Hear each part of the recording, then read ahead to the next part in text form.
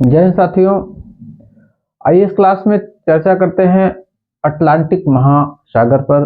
मित्रों, अटलांटिक महासागर संसार का दूसरा बड़ा महासागर है। साथियों, यह महासागर अंग्रेजी भाषा के यश आकृति के समान होता है। अंग्रेजी भाषा के यश आकृति की भांति होता है। इस महासागर को अध्ययन की सुविधा के आधार पर दो भागों में, उत्तरी अटलांटिक महासागर और दक्षिण अटलांटिक महासागर, यानी उत्तरी अटलांटिक महासागर और दक्षिण अटलांटिक महासागर, दो महासागरों में इसे बांटा जाता है। साथियों, इस महासागर का जो क्षेत्रफल है वह 8.29 करोड़ वर्ग किलोमीटर है।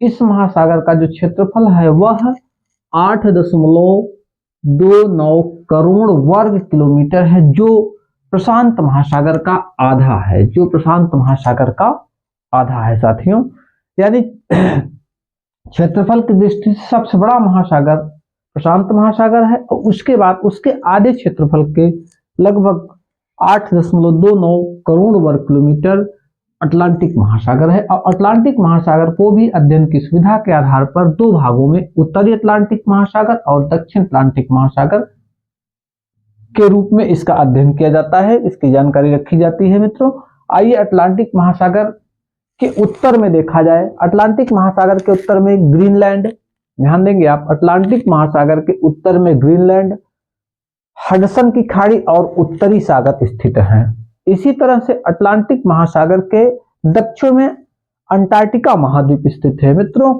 यह महासागर भी उत्तरी ध्रुव से लेकर दक्षिणी ध्रुव तक फैला हुआ है। यदि क्षेत्रफल कम है लेकिन दूरी इसकी बहुत ज्यादा है, यानी एक ध्रुव से दूसरे ध्रुव तक यह महासागर फैला हुआ है।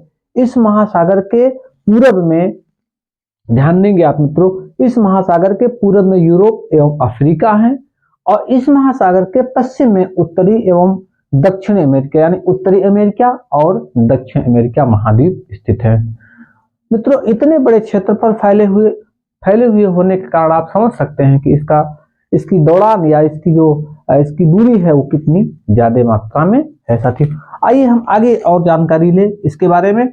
देखिए साथियों, इस महासागर के तटों पर, यानी तटवर्ती क्षेत्रों पर जो फैलाव है, इस क्षेत्रों पर कुछ खाड़ियां और सागर हैं। हम इनकी चर्चा कर लें। साथियों, इसमें कैरेबियन सागर, मैक्सिको की खाड़ी, हडसन की खाड़ी, बाल्टिक सागर, नॉर्वे सागर, भूमध्य सागर, गिनी की खाड़ी, ये महत्वपूर्ण खाड़ियां हैं और सागर हैं जो कहां पे हैं, अटलांटिक महासागर के तटवर्ती क्षेत्रों पर फैले हुए हैं। इनमें प्रमुखता फिर से एक बार कैरेबियन सागर, ध्यान देंगे आप, मैक्सिको की खाड़ी, हडसन की खाड़ी, बाल्टिक सागर, नॉर्वे सागर, भूमध्य सागर, गिनी की खाड़ी, ये महत्वपूर्ण खाड़ियां एवं सागर हैं जो अटलांटिक महासागर के तटवर्ती क्षेत्रों पे फैले हुए हैं। साथियों, आगे हम चर्चा करते हैं ब्रिटिश, इस महासागर के आसपास जो द्वीप समूह हैं इनकी भी चर्चा हो जाए। साथियों, ब्रिटिश द्वीप समूह,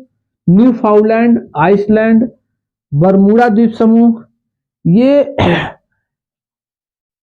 अटलांटिक महासागर के आसपास ये क्षेत्र फैले हुए हैं जिनकी जानकारी हम आपको दे रहे हैं। मित्रों, अटलांटिक महासागर की एक विशेषता और है, इसके मध्य में कटक पाया जाता है। मध्य अटलांटिक कटक अटलांटिक महासागर की क्या है, एक विशेषता है साथियों, जो अन्य महासागरों में नहीं पाई जाती। भूमध्य रेखा के निकट, एक ध्यान रखेंगे, भूमध्य रेखा के निकट रोमांस गर्त इसे दो भागों में बांटता है। किसको, यानी अटलांटिक महासागर को भूमध्य रेखा के निकट रोमांस गर्त इसे दो भागों में बांटता है। इसके उत्तरी, यानी भूमध्य रेखा के उत्तरी, भूमध्य रेखा अगर है तो भूमध्य रेखा के उत्तरी भाग को कहा जाता है क्या, डॉल्फिन श्रेणी, इसको डॉल्फिन श्रेणी कहा जाता है। और भूमध्य रेखा के दक्षिणी भाग को कहा जाता है चैलेंजर श्रेणी। इस बात को आप ध्यान में रखेंगे। मित्रों, अटलांटिक महासागर में सेंट हेलेना, गुआ तथा बैरोबा द्वीप जो है ये क्या है, ज्वालामुखी द्वीप समूह है। मित्रों, ज्वालामुखी द्वीप है कहाँ, अटलांटिक महासागर में, जो आए दिन परीक्षा में पूछता रहता है। तो साथियों, इस क्लास में अटलांटिक महासागर पर यह छोटी सी जानकारी जो अक्सर वनडे या पीसीएस या अन्य एग्जाम्स में जो है जीएस के रूप में कहीं न कहीं से ये प्रश्न इसके पूछे जाते रहते हैं। इसमें विशेषकर इसका क्षेत्रफल या इसके तटवर्ती क्षेत्रों को समझेंगे आप, या इस पर जो द्वीप समूह हैं या उत्तरी दक्षिणी अटलांटिक महासागर, इन सब पे कहीं न कहीं थोड़ा थोड़ा आपसे चर्चा होती रहती है, मिलते रहते हैं। तो आप इसका अध्ययन करेंगे, इसको समझेंगे। जय हिंद साथियों।